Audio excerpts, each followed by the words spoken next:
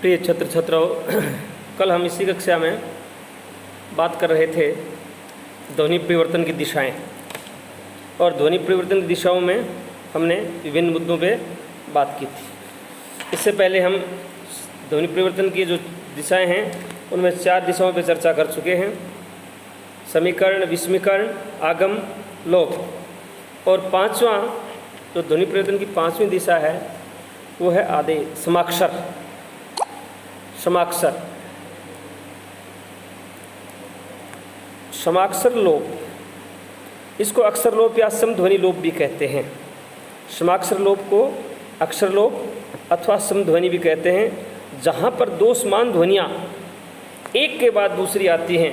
कई जगह ऐसा होता है कि एक समान ध्वनियाँ एक के बाद तुरंत दूसरी आती है, वहाँ पर उच्चारण की सुविधा के लिए एक का लोप कर दिया जाता है। जब 2 समान ध्वनियाँ क्रमशः आएँ एक के बाद एक, तो उच्चारण की सुविधा के लिए हम क्या करते हैं, उसमें से एक का लोप कर देते हैं। ये कहलाता है समाक्षर लोप। जैसे नक कटा, नक कटा, कै की ध्वनि 2 बार आ रही है, इसमें से एक का लोप कर दिया जाएगा और ध्वनि में परिवर्तन हो जाता है और हो जाएगा नकटा। स्वर्ग गंगा, स्वर्ग गंगा, इसमें स्वर्गंगा हो जाएगा। खरीददार, खरीददार, और ध्वनि परिवर्तन से या ध्वनि परिवर्तन के कारण क्या हो जाएगा, खरीददार। शस्प पिंजर, शस्प शस्प पिंजर, और हो जाएगा सस्पिंजर। ये कहलाता है समाक्षर लोप। 6ठी दिशा है ध्वनि परिवर्तन की वर्ण विप्रय। वर्ण विप्रय, विप्रय का मतलब होता है उल्ट जाना। इसको विप्रय, वर्ण व्यत्यय, स्थान विप्रय या स्थान परिवर्तन भी कहते हैं। यानी वर्ण विप्रय भी कहा जाता है इसको, और वर्ण व्यत्यय ये भी कहा जाता है, और स्थान परिवर्तन भी कहा जाता है। कई बार ऐसा होता है, असावधानीपूर्वक या जानबूझकर किसी शब्द में कोई स्वर या व्यंजन जब आता है तो उसके स्थान पर जानबूझकर दूसरा स्वर या व्यंजन रख देते हैं। ये जो परिवर्तन है ये प्राचीन काल से चला आ रहा है, और ये पीढ़ी दर पीढ़ी, या यूँ कह सकते हैं कि कुछ समय बाद ध्वनियों में हो जाता है।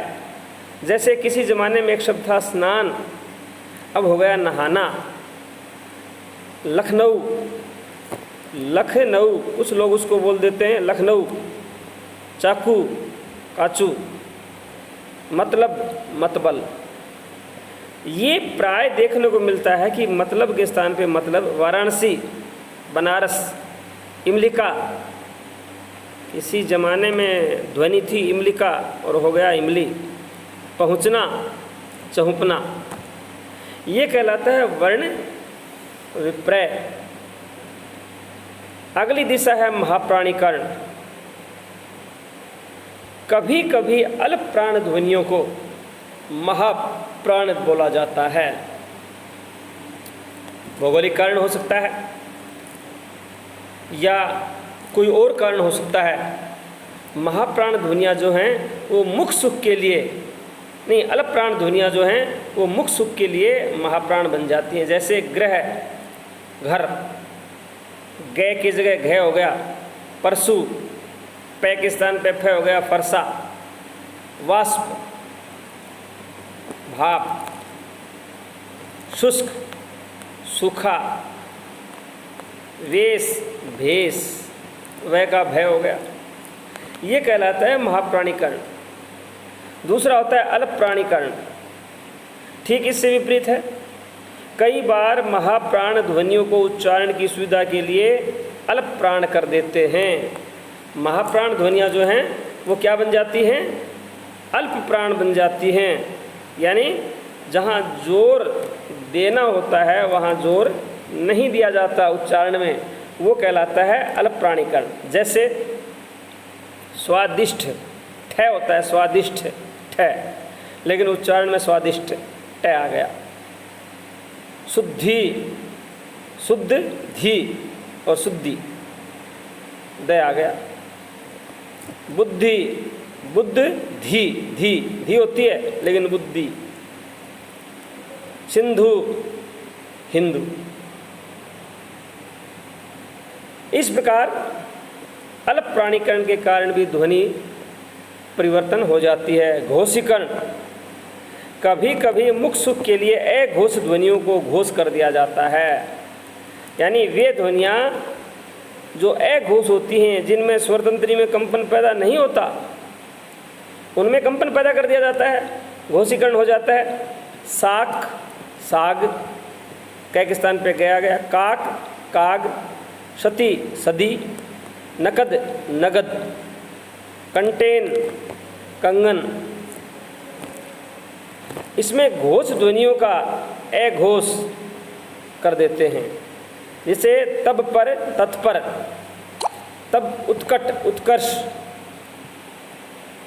मदद, मदद। अनुनासिक ईकरण, मुख के लिए अनुनासिक रहित शब्दों को भी अनुनासिक युक्त कर देते हैं, यानी कई बार मुख सुख के लिए अनुनासिक रहित जो शब्द होते हैं उनके ऊपर भी अनुनासिकता ला देते हैं। ये मानसिकता दो प्रकार की है।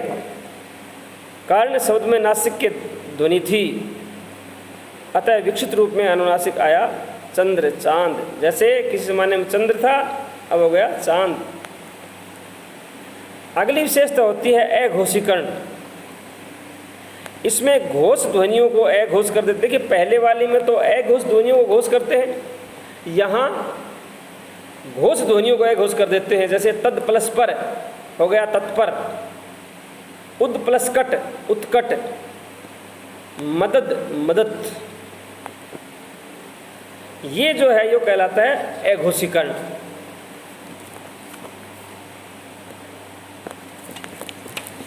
अनुनासिकीकरण एक कारण है, ध्वनि परिवर्तन की एक दिशा है अनुनासिकीकरण। अनुनासिक यानी अनुनासिक रहित शब्दों को भी अनुनासिक युक्त कर देते हैं, नाक से बोलना शुरू कर देते हैं। ये अनुनासिकता दो प्रकार से होती है। सकारण, एक तो होती है कोई कारण, कोई ना कोई कारण होता है, कारण से सकारण, किसी शब्द में नासिक की ध्वनि थी, अतः विकसित रूप में अनुनासिक हो गया। जैसे चंद्र, चांद, अंधकार, अंधेरा, कंपन, कांपना। कई बार शब्द में नासिक की ध्वनि न होने पर भी विकसित रूप में अनुनासिकता आती है। नासिक की ध्वनि नहीं होती, लेकिन विकसित रूप जो होता है उसमें अनुनासिकता आ जाती है। जैसे सर्प, इसमें नासिक की ध्वनि नहीं थी, लेकिन नासिक की ध्वनि अनुनासिकता आ गई और हो गया सांप। अक्षी यहाँ भी नहीं थी और हो गया आँख। भ्रू हो गया भों। निद्रा, इसका शब्द बन गया नींद। इष्टका, ईंट, अश्रु, आंसू। ये कहलाता है अनुनासिकीकरण। अगला ध्वनि परिवर्तन की दिशा है उष्मीकरण। कुछ ध्वनियों को उष्म ध्वनियों में बदल दिया जाता है, यानी ड का ढ, श, श है का कुछ और हो जाता है। संधि कार्य, कतिपय शब्द विकसित होने पर मध्यगत व्यंजनों के लोप होने से निरंतर अनेक स्वर ध्वनियाँ युक्त हो जाते हैं। कुछ शब्द ऐसे हैं जिनमें जब संधि होती है तो उनके बीच के व्यंजनों का लोप होता है, और जब बीच के व्यंजनों का लोप होता है तो बहुत सारे अंदर कई स्वर ध्वनियाँ आ जाती हैं। ऐसी अवस्था में उनमें संधि कार्य हो जाता है। जैसे नयन, न, ये न, फिर हो गया न, इन, नैन, और ये हो गया नैन। वचन, वैन, अवतार, ओतार, उपल, ओला, सपत्नी, सोत, परिवर्तन आ गया। और अंतिम होता है मात्रा भेद। ध्वनि परिवर्तन की अंतिम दिशा है मात्रा भेद। प्रयत्न लाघव के लिए कभी कभी दीर्घ स्वर को हर्ष स्वर कर देते हैं और कभी हर्ष स्वर को दीर्घ कर देते हैं। और कविता में प्राय ये चीज़ देखने को मिलती है, क्योंकि कवि को एक छूट होती है, वह हर्ष स्वर को दीर्घ और दीर्घ को हर्ष स्वर कर सकता है। जैसे वानर से बन गया बंदर, आ की ध्वनि थी वो ए हो गई। आराम, आराम, आ से ए बन गया। प्रियतम, पीतम, ये हर्ष से दीर्घ हो गई, आलाप, अलाप आदि। इस प्रकार हमने देखा कि ध्वनि परिवर्तन के कारण और ध्वनि परिवर्तन की दिशाएं क्या क्या होती हैं, जिनकी वजह से ध्वनियों में प्राय परिवर्तन आता रहता है। और ये परिवर्तन एक कोई ऐसा नहीं है कि किसी एक स्थान पर ठहर जाए, परिवर्तन आगे से आगे चलता रहता है। ये था आपका ध्वनि परिवर्तन की दिशाएं और ध्वनि परिवर्तन के कारण कालांश। धन्यवाद, बाकी कल।